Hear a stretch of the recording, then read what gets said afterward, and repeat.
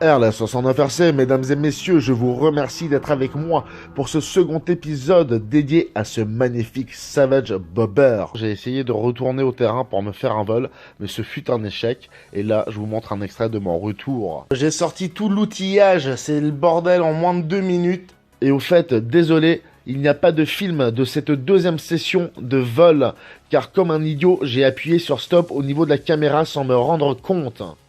J'avais réussi à décoller et à faire un petit vol de 2 minutes et le moteur a cramé. D'un coup, ça fait un drôle de grincement bizarre, un bruit assez inhabituel au niveau du moteur. Il se fige, se bloque complètement et je n'ai plus de gaz. Donc, vous voyez bien qu'il est tout noir. Vous voyez là, c'est cramé.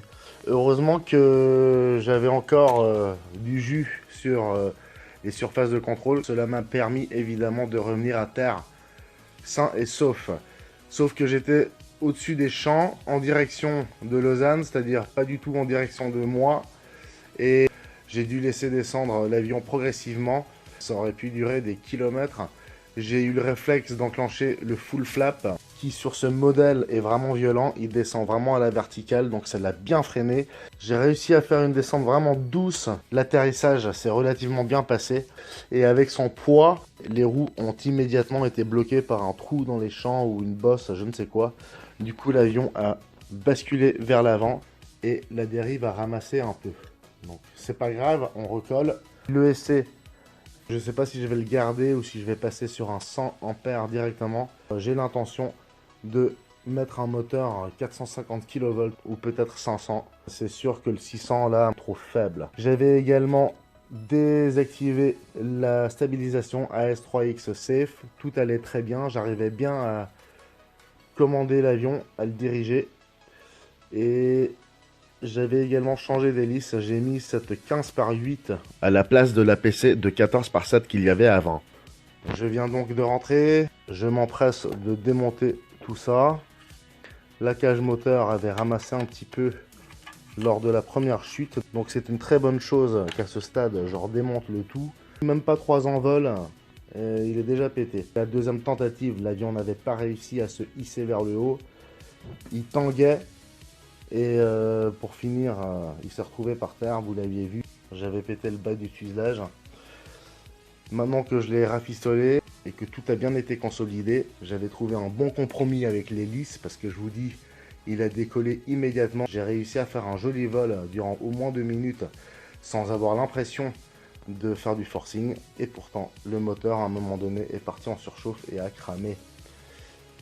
Donc, content en tous les cas de l'avoir ramené à terre sans avoir trop pris de risques et sans trop de casse, surtout.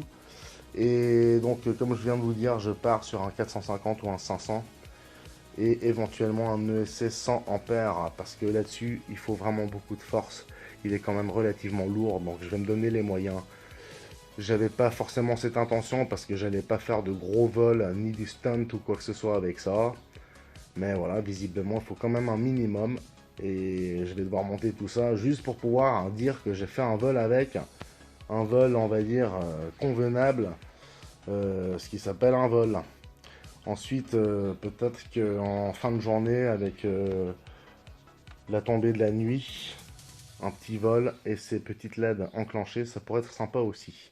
On verra ça. Pour l'instant, je pars sur ce projet de modification, de réparation aussi notamment, et on verra très vite ce que ça donne.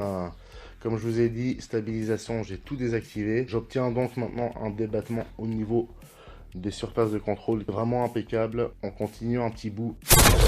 J'ai préparé un peu le terrain au niveau de l'avant, hein. J'ai dû recoller les petits coins ici, c'est en train de sécher. Je vais ensuite, parce qu'avec le choc évidemment ça s'est tout décollé, c'est de la merde, hein. Là je vais devoir découper proprement l'espace nécessaire pour recevoir ce support à l'hypo. Je l'avais fait depuis l'intérieur. J'étais arrivé depuis ici avec une petite scie et essayer de découper au mieux cette partie là, mais c'est vraiment horrible. Donc là, je vais bien pouvoir faire les finitions, renforcer, bien installer le prochain ESC, ou en tout cas réfléchir à comment optimiser la chose. Les vis qui servent à tenir en place ces petites équerres, je les ai rabotés et mis un point de colle chaude dessus afin d'arrondir un peu la chose et puis surtout éviter qu'il y ait des pointes tranchantes. Si l'avion devait chuter violemment, ça évite dans l'impact que la lipo vienne se percer contre ces vis. Ça, c'est toujours très important. Sinon, là, au niveau de la structure, c'est pété. Il va falloir recoller un coup. C'est vraiment chiant parce que ça, c'est des trucs que vous arrivez à péter même en enfilant la main. Je l'avais déjà pété là, tout au départ du montage. Donc, j'étais content. Et puis, ben, sinon, comme je dis, j'ai commencé à préparer l'avant, renforcer avec de la bande adhésive ce support. Et là, juste très simple à réaliser, une bande adhésive avec un côté pas collant. Donc vous prenez juste un bout de scotch, le même d'ailleurs, vous le recollez de l'autre côté. Ça fait donc cette petite boucle de ceinture. Comme ça, il reste toujours bien en place et il tombe pas. Hein, je veux dire, hein, c'est chiant, vous le savez bien. C'est un truc, ça vous agace et il y a des solutions. Bon, je vais m'occuper de la dérive. C'est pour ça que j'ai commencé par ça. Comme ça sèche. Et je pourrais continuer et remonter tout ça d'un coup immédiatement, puisque j'ai déjà le moteur et le ESC. Et sinon, ben, l'important c'est que je puisse faire un vol propre, une bonne fois pour toutes, et même si ce n'est qu'un seul vol. Bien, nous sommes quelques jours plus tard, ça doit sûrement être bien sec.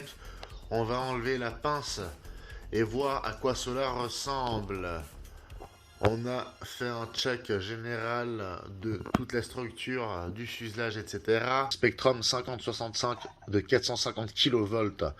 Je suppose qu'au niveau de sa taille et de son poids, ce sera gérable par le Savage Bobber. Ce sera un bon 6S. Et du coup, je pense qu'il n'y aura aucun problème. On va juste s'assurer avec un check approfondi si cette cage est capable de prendre en compte un tel poids et une telle vibration, bien sûr. 100 ampères Avian Spectrum Smart Technology. Le numéro d'article de ce régulateur de vitesse est SPMX AE 1100. Sachez que maintenant il y a du 120 et du 160 high voltage pour les gros avions de type X-Cup Crafter. Bien, une heure après, nous y voilà. Proportionnellement, ça choque pas et c'est pas si lourd que ça. On n'a plus que la cage moteur à visser et on est bon. On a décidé d'installer l'ESC ici. Ainsi, les câbles peuvent partir confortablement vers l'arrière. Il fallait juste que j'ajoute une rallonge. Celle-ci se termine en XT90. C'est égal puisque nos lipos sont en IC5. Ça correspond donc tout à fait. Bon, voilà. Donc c'est assez propre. Et le museau, lui, il arrive à s'enfiler confortablement. On va peut-être juste revoir les trous latéraux ici pour fixer le museau. Parce que avec les trous que j'ai maintenant, eh bien, le support hélice dépasse de tout ça. Donc je vais peut-être l'avancer un peu. Comme ça, c'est moins moche. Voilà, c'est moins choquant. Il faut juste pas que la plaque du cône d'hélice touche le museau. Et là, il y a intérêt à être précis car il y a zéro marge. Allez, go! C'est ni sorcier, ni la première fois qu'on le fait. On termine le boulot et on se retrouve au terrain. Go! Bien, messieurs, dames, magnifique Savage Bobber de chez Dancing Wing Hobby. 1m88. Je voulais juste vous préciser une petite chose. Vous avez remarqué que cette session Savage Bobber est très détaillée dès le début. J'ai fait exprès de partager les différentes étapes, les différentes phases par lesquelles j'ai passé, les différents tests, motorisation, etc. pour que vous voyez que parfois on galère. Au lieu de partir sur un 6S directement, je me suis aventuré à faire je ne sais quelle bêtise. Donc voilà, je vous partage tout en détail. Rien à vous cacher. 4000 mAh, cette fois-ci 6S. L'hélice du coup c'est une 15 par 5,5. C'est l'hélice du Carbon Z Cub. Étant donné que j'ai un moteur un peu plus puissant, je me suis permis de mettre une lipo un peu plus grosse, mais j'avais pas réfléchi à ce détail qui m'embêtait tant dernièrement, c'est le poids qu'il y a à l'avant. Les petits poids que j'ai ajoutés à l'arrière ne suffiront peut-être pas, je l'avais déjà dit. Et moi, comme un idiot, je vais vous ajouter du poids sur ce pif. Du coup, je viens de décider d'enlever le bonhomme ainsi que le siège, car ces deux éléments contribuent pas mal à un poids à l'avant également. Voilà. En ce qui concerne la dérive, on ne voit presque rien. C'est celle qui a subi lors de la dernière tentative dont je viens de vous parler. Je vais augmenter un maximum les débattements des ailerons et je vais enlever l'expo. Petite accalmie, je me suis dit j'en profite, évidemment j'arrive ici, ça souffle à nouveau. Mais c'est égal, deuxième séquence YouTube dédiée à ce Savage Bobber. Pour moi c'est au moins la 5 ou 6e séquence d'essai. J'espère que ça va porter ses fruits. RLS69RC, n'oubliez pas de vous abonner, pouce en l'air si vous kiffez et bien sûr cloche des notifications, go! Deux vis dans la diagonale pour y ajouter un élastique et au moins je pourrais pas dire que j'ai rien fait pour retenir la lipo en espérant que ça restera en place, mais de toutes les manières je compte pas faire l'idiot, je vais juste effectuer un joli vol. Je vais pouvoir décoller là-bas.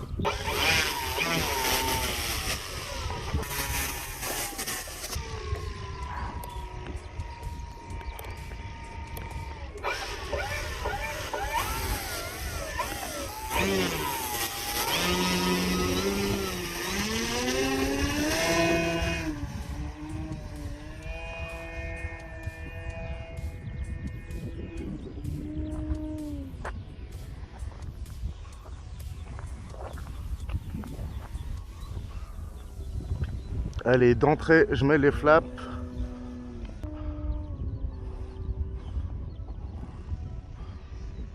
Wow, ça souffle vraiment pas mal, hein.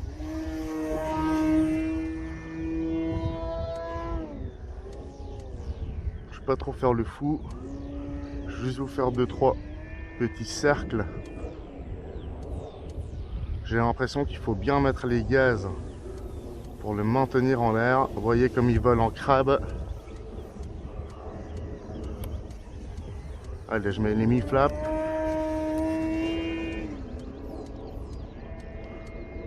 Oh, ça souffle pas mal, hein.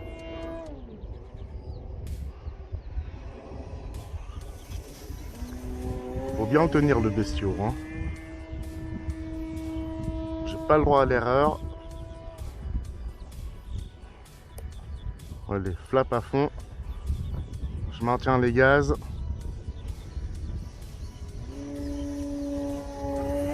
Allez, je remonte les flaps.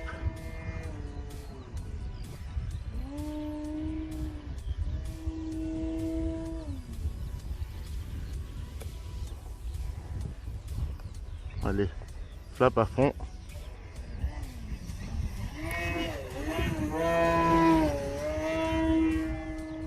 Impossible d'atterrir là pour l'instant. Je peux vous dire que c'est vraiment trash. Je viens d'essayer. Allez, je mets mi-flap. L'hélice est peut-être un peu grande.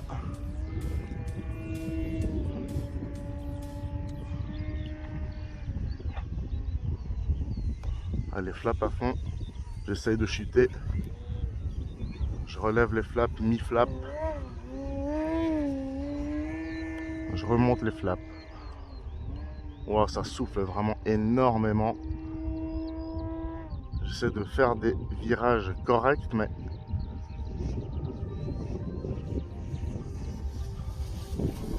je pense que j'ai pas d'assistance.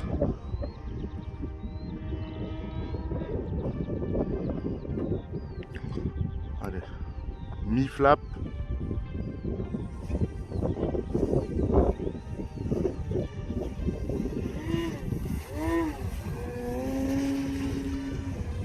Je vais voir si je peux atterrir sur ce chemin en gravier là.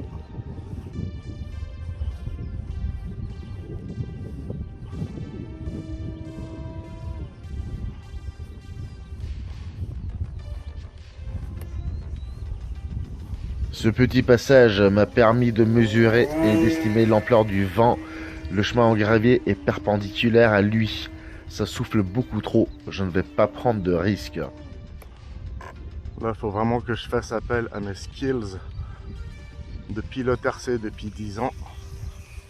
Parce que alors, je peux vous dire, waouh, il a voulu chuter là. Hein. C'est vraiment très lourd, waouh. C'est vraiment très lourd là. C'est vraiment très lourd. 4000 mAh, c'est vraiment très lourd.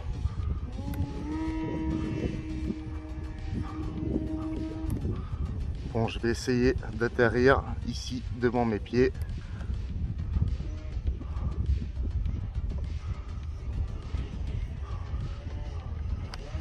Je vais enlever les flaps parce que c'est vraiment le bordel là.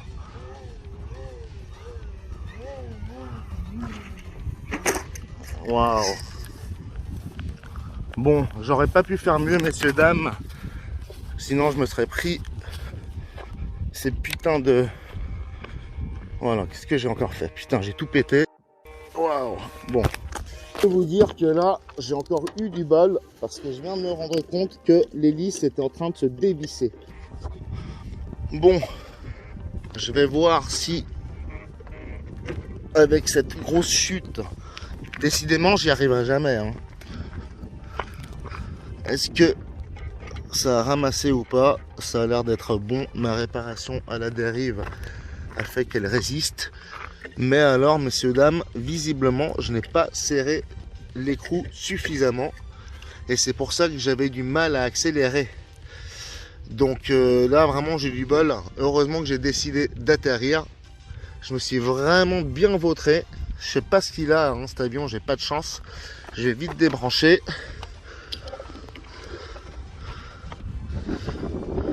La queue est un peu tiède, c'est pas grave. Mais voilà, messieurs, dames, j'aurais tenté au moins cette deuxième séquence pour vous montrer à quoi cela ressemble.